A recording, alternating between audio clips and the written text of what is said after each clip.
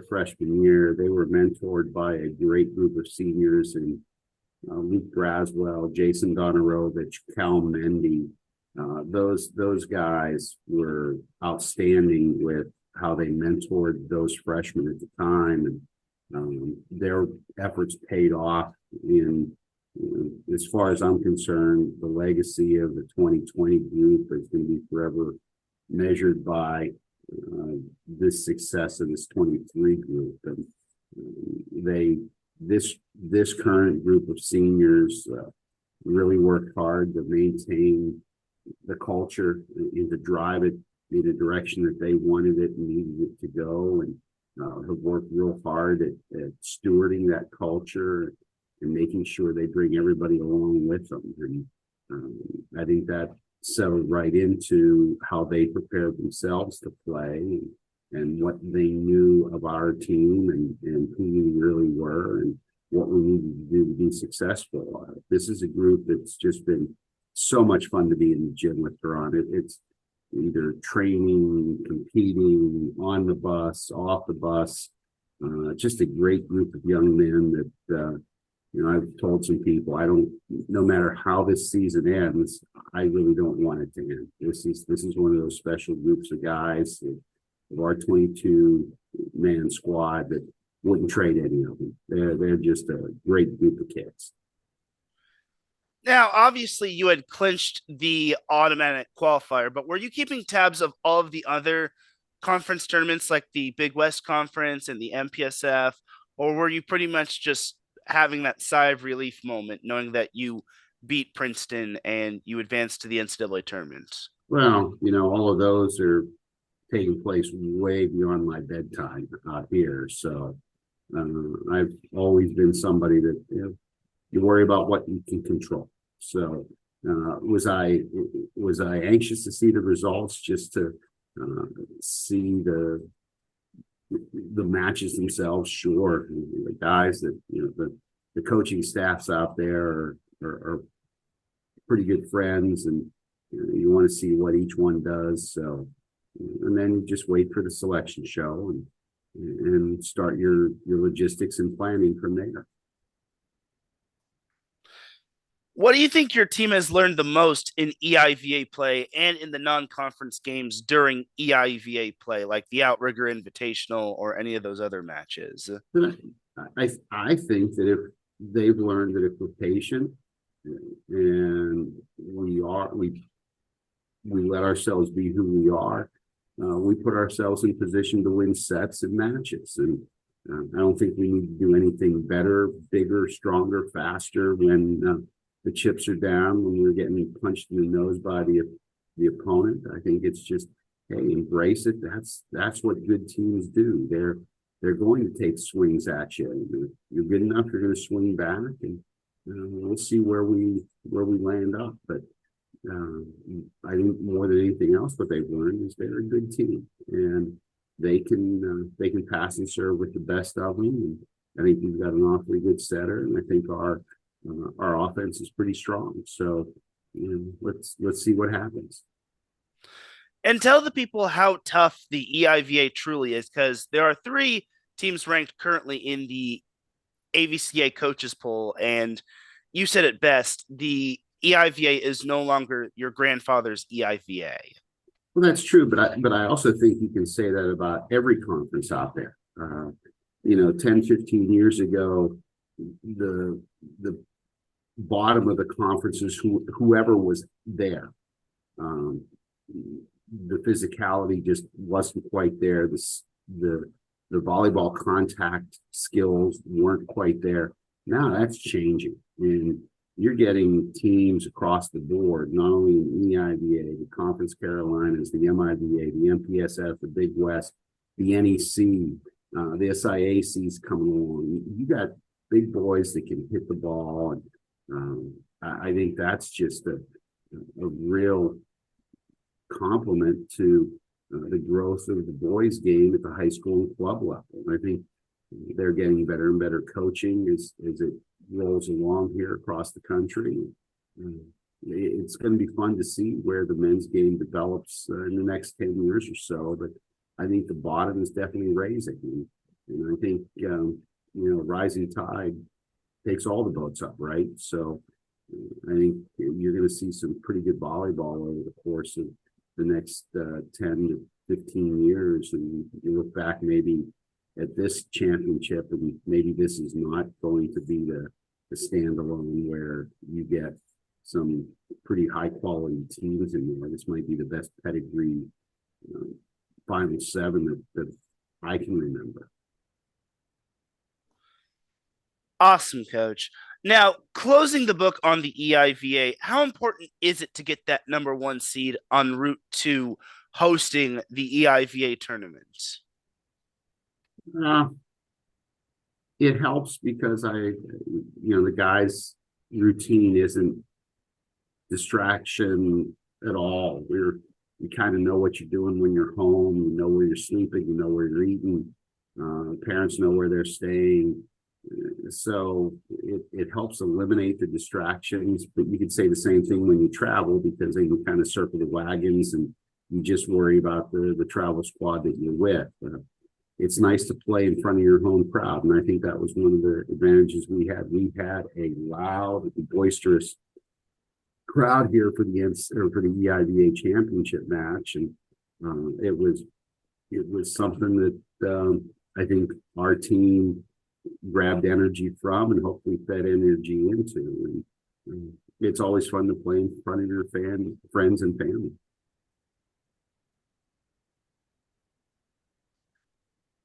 Teran Rodriguez, host of Set Point on IE Sports Radio with Penn State men's volleyball coach Mark Pavlik.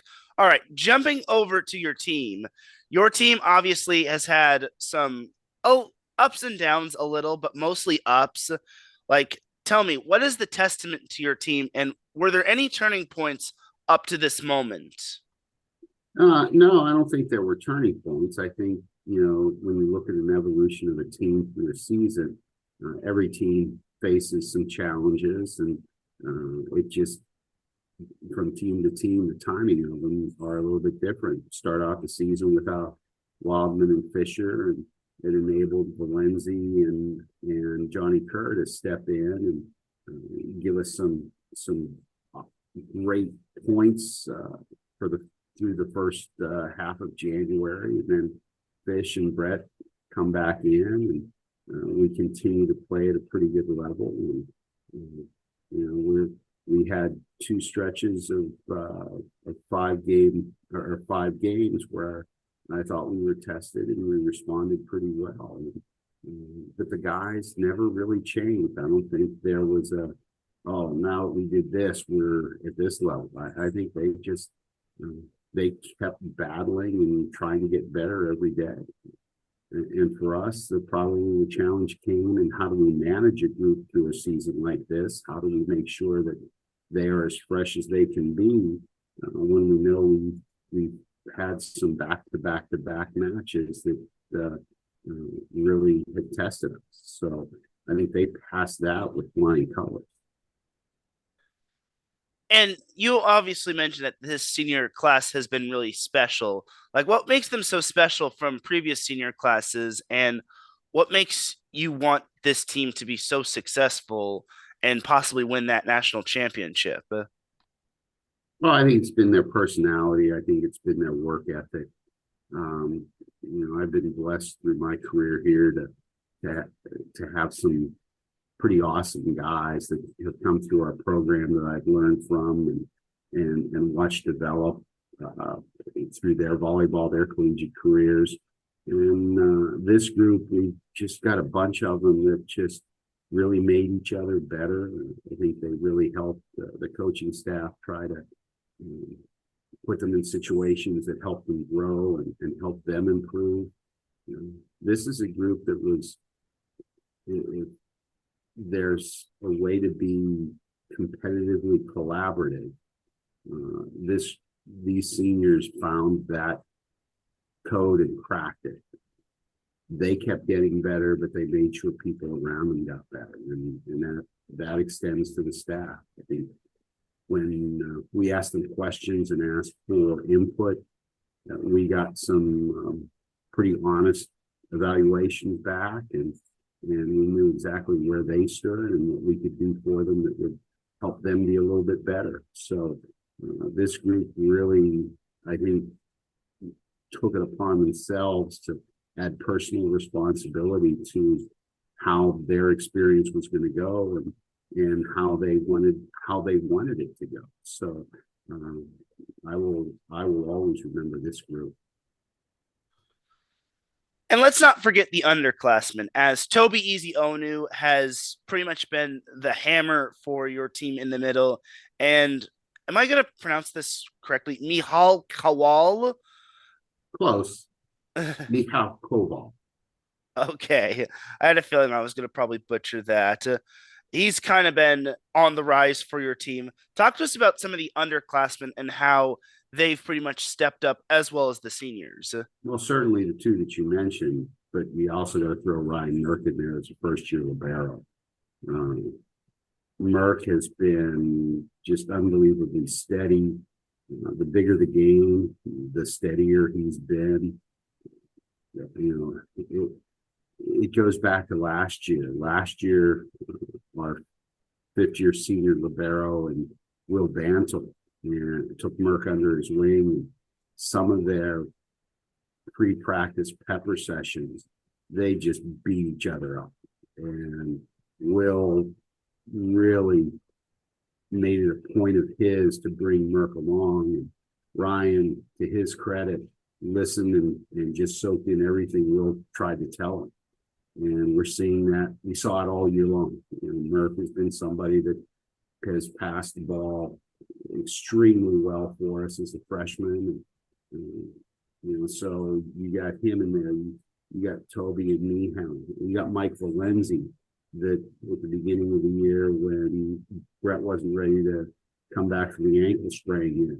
And Valenzi was freshman of the year 2 years ago in the EIVA. So you got somebody that's been there, done it. Will Coons and Johnny Kerr have come off the bench. Kerr just put up, he was ABCA Player of the Week, I think, for his performance down in the First Point Challenge down in Texas. And, Coons has been, we've been using him more and more as a blocking spec, and offensively, he's somebody that you got to be aware of when he's in the game. So, and all those youngsters have come in. Gabe Hartke, who he's a senior, he's one of our 8 seniors, but Gabe comes off the bench and delivers as a serving spec, defensive spec.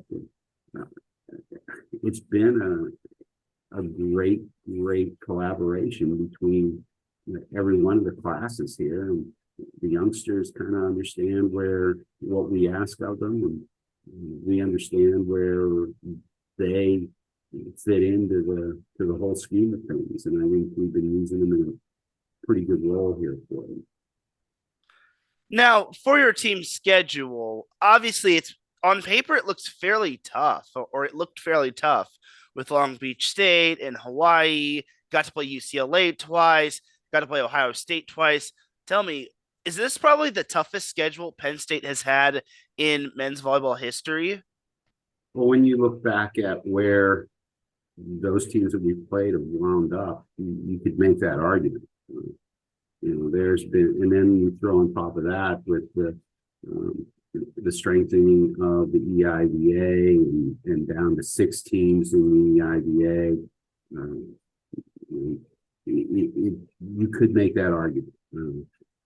I think that's probably one that later on down the road, when you get some time and you review who we played in some other years, I'm sure that 2023 will come up as a year where we had a chance to meet some teams that were also on that same path that we had hoped to be on.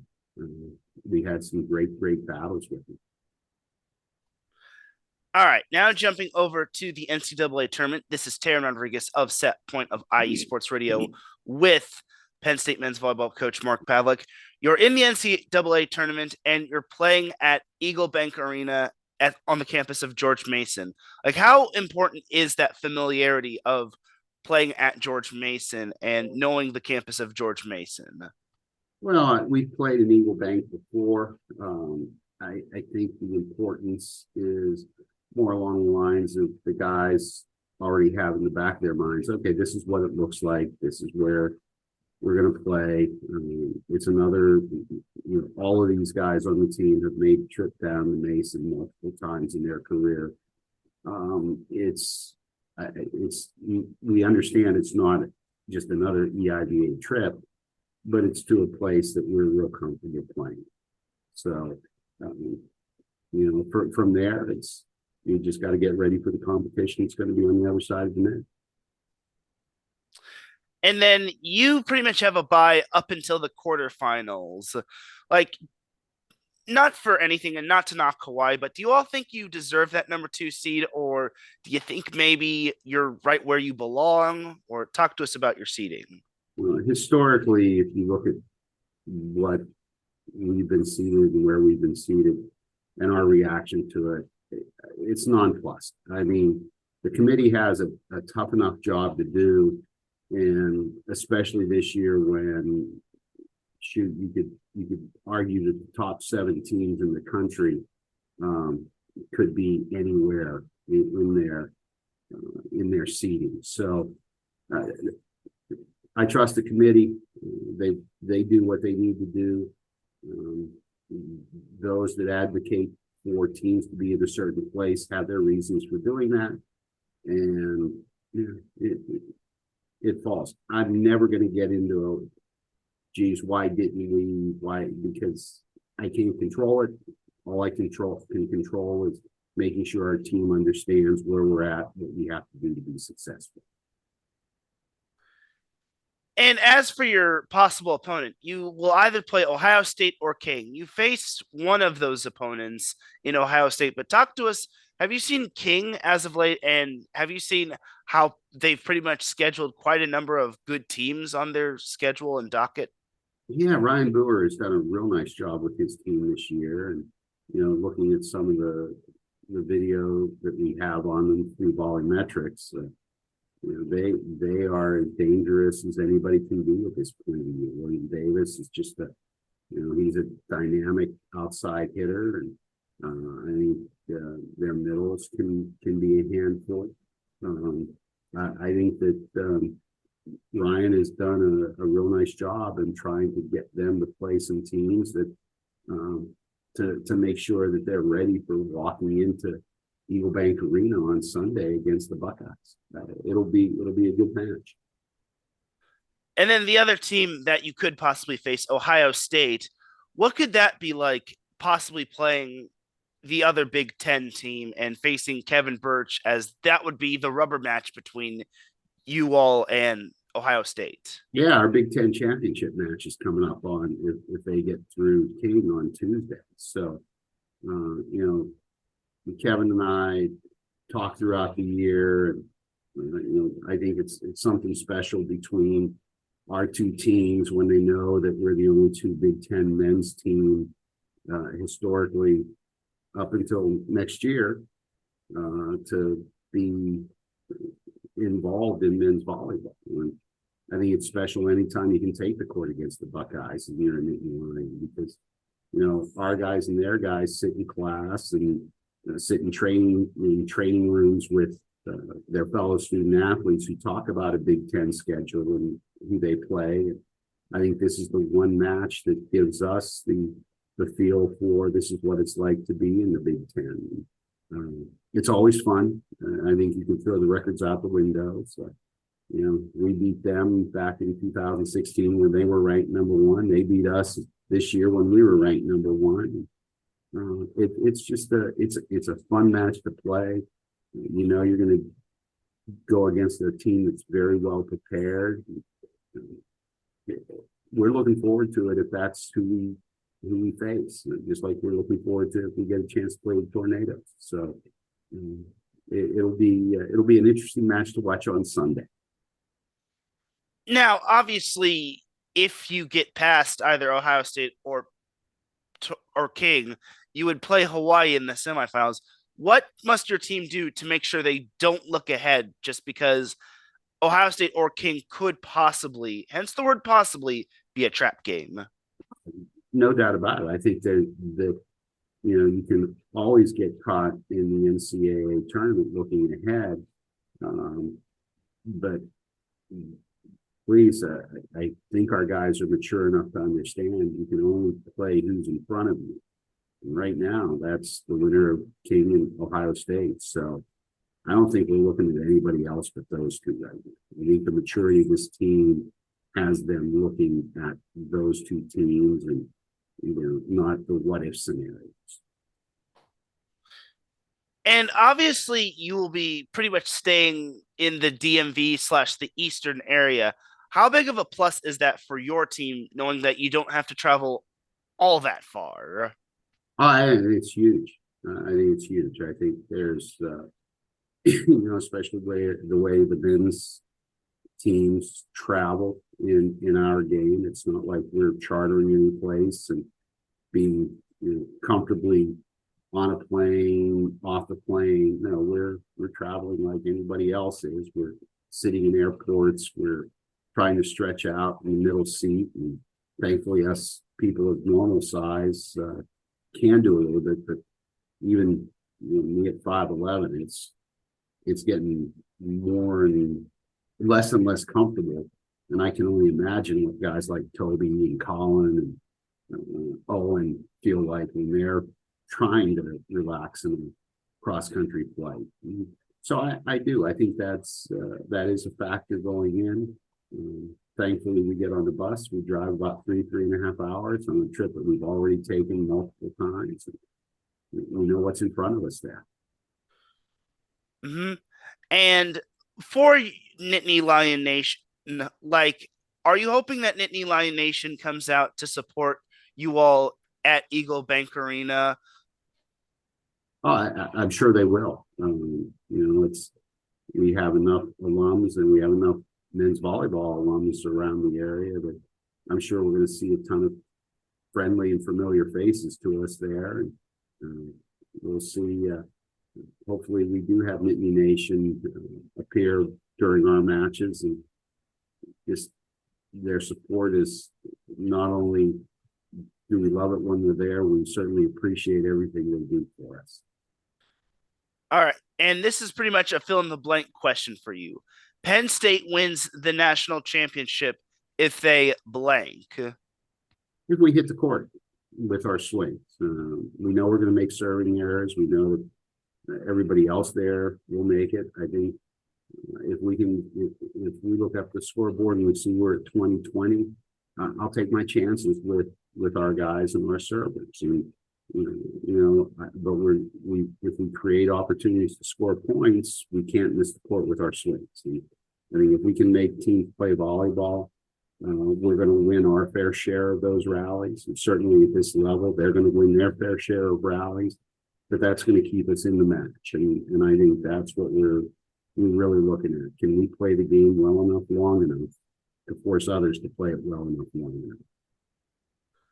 And obviously, people praise you for being an outstanding coach. But what can you say about your coaching staff and how it's pretty much kept you afloat? As far as me personally, they got to raise their bar if they think that. But Colin and Pat have just been superb this year. The longer I've gone through my career and through the changes that have occurred at the collegiate athletics level, unfortunately, the more I think you need someone when you're dealing with an institution like Penn State, a conference like the Big Ten that has certain policies and procedures that we even have to adhere to. I find myself being pulled away from the actual volleyball stuff. And when you can get Colin and Pat that just can really run with our team and make sure the volleyball doesn't miss a beat, I feel real comfortable with them. And they're the engines that make this thing run. I just kind of try to keep us going in the right direction sometimes. Awesome. And what do you have to say to Nittany Lion Nation for all their support this season and how they've pretty much been with you, whether it's on the road or at home at Rec Hall? Oh, it's always great to see blue and white on the road. And the Nittany Nation will always support anything from Penn State. We certainly appreciate all of their support that they've given us and we've received. It's nice to see people in the stands wearing this little logo here. It just proves to, I think, our guys that it's really not all about them. We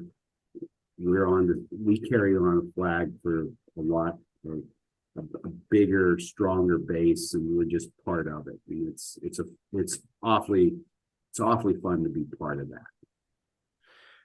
And do you think this NCAA men's volleyball tournament is probably the deepest of the deep, or have there been deeper tournament brackets? I think the pedigree of this tournament, Teran, is one of the strongest I've seen. You got the top 5 teams in the country. Grand Canyon was between 5 and 7 all year long and knocked off people in that range, and certainly deserved to be there. Matt Orley's done a great job with them this year.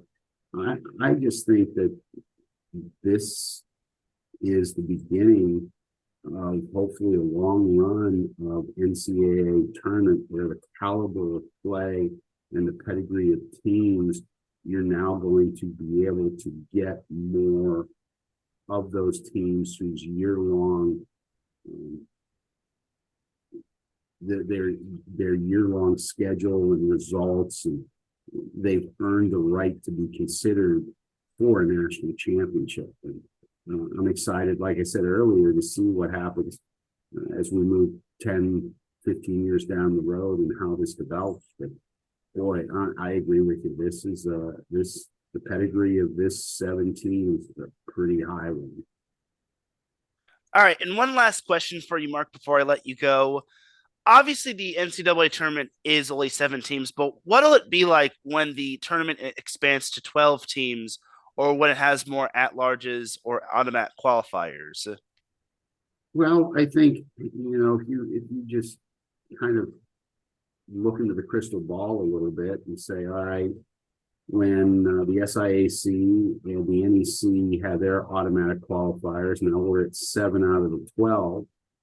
And if you can make the argument that out of those 7 leagues that had the automatic qualifiers, you could get the top 3, or you can get 3 of the top 5, 4 of the top 8 teams in the country in there, and we still have 5 at-large berths remaining. You could have a 12-team tournament that could have arguably the top 12 teams in the country participate. And I think that's just going to be really exciting to see how it's structured, and eventually and gives us the championships can then have a feel like a regular NCAA championship with regionals involved and people moving to the next level. I think that's exciting. And I think that's exciting on any campus for any sport. But I think a regional approach into the final 6, final 4, whatever it might be, that's something that the men's volleyball crowd and community, I think, can really run with and have fun with. And there you have it. Coach, thank you for your time, and thank you for jumping on and bearing with me when it came to the technical difficulties. I appreciate you. Always great to talk with you, sir. And are you going to make the trip out to DC? You're going to be in Fairfax? Unfortunately, no, as the NVA actually, or the National Volleyball Association, plays that weekend of the NCAA tournament, which it's kind of interesting how they put it there, but it is what it is. So, but I will be keeping a sharp eye out on the matches.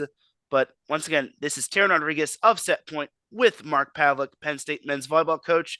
I will see you all on the other side. Have yourself a great rest of the day. Peace out.